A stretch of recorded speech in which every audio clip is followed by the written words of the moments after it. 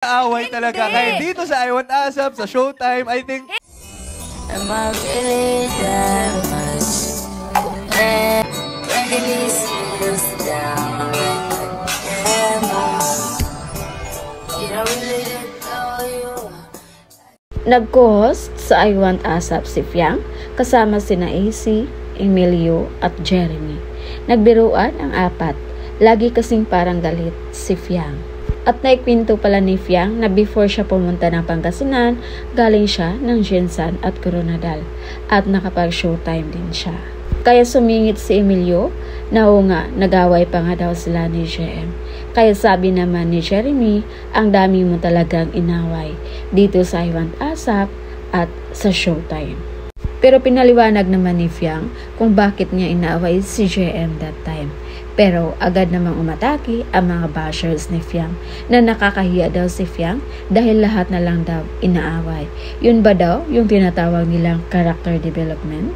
Kaya disclaimer lang guys, kung napanood nyo sa I Want ASAP, nagbiruan lang talaga sila. At gano'n naman talaga yung boses ni Fiang kahit nung nasa loob pa sila ng bahay ni Kuya.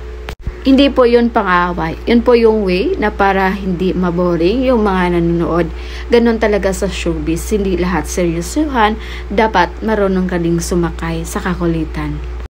Dahil yun yung nagbigay ng saya sa kahit anong show.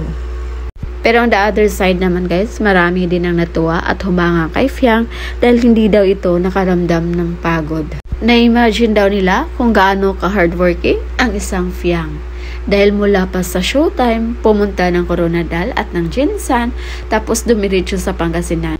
After sa Pangasinan, nag-I Want ASAP pa ito ng live.